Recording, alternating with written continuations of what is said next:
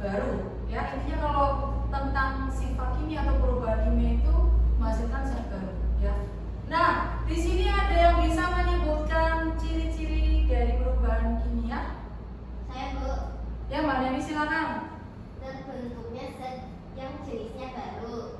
Zat yang berubah tidak dapat kembali ke bentuk semula. Oke, kita untuk Mbak Dewi. Ada yang mau menambahkan? Saya, Bu. Oke, Mbak Isti silakan. Perubahan yang terjadi diikuti oleh perubahan sifat kimia melalui reaksi kimia. Selama terjadi perubahan kimia, masa zat sebelum reaksi sama dengan masa zat sesudah reaksi.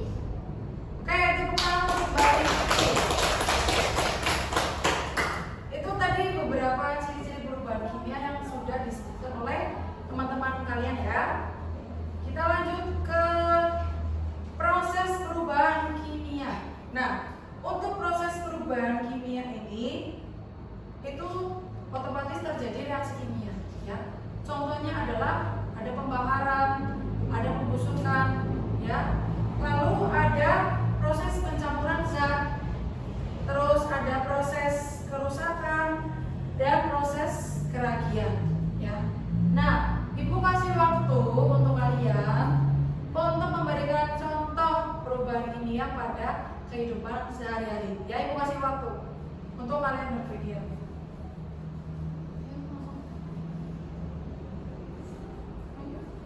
Ya, silakan. Mbak Lisa.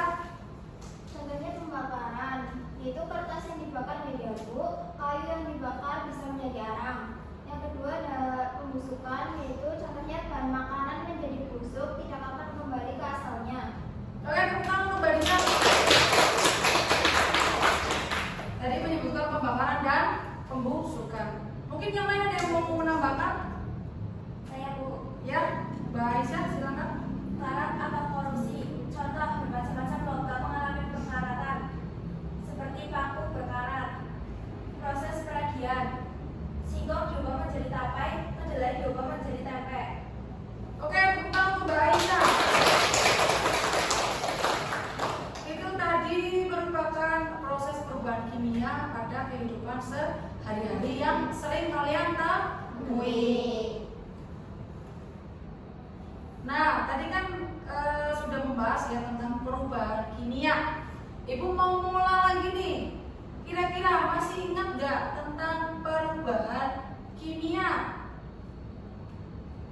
Ya, Mbak Cynthia, silakan. Perubahan kimia adalah perubahan suatu zat yang menghasilkan zat jenis baru. Mungkin ada yang mau menambahkan selain pendapat dari Mbak Cynthia?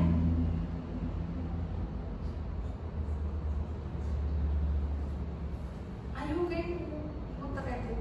Anak isi kedua mana? Saya, Bu. Ya, Mbak Puji. Perubahan kimia adalah perubahan yang bersifat kekal. Oke, bertepuk tangan untuk Mbak Cynthia.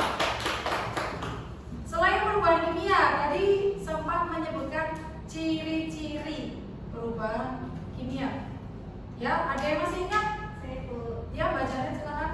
Terbentuk zat yang jenisnya baru, zat yang berubah tidak dapat kembali ke bentuk semula. Perubahan yang terjadi diikuti oleh perubahan sifat kimia melalui reaksi kimia.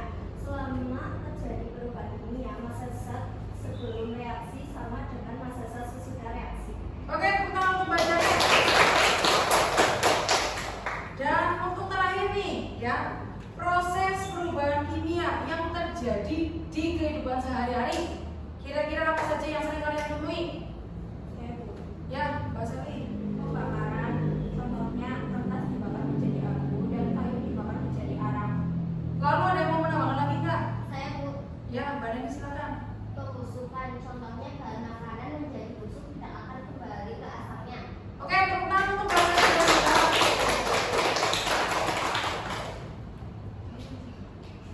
Oke, sekian dari Ibu. Terima kasih untuk materi hari ini. Sampai ketemu di pertemuan selanjutnya. Terima kasih. Assalamualaikum warahmatullahi wabarakatuh.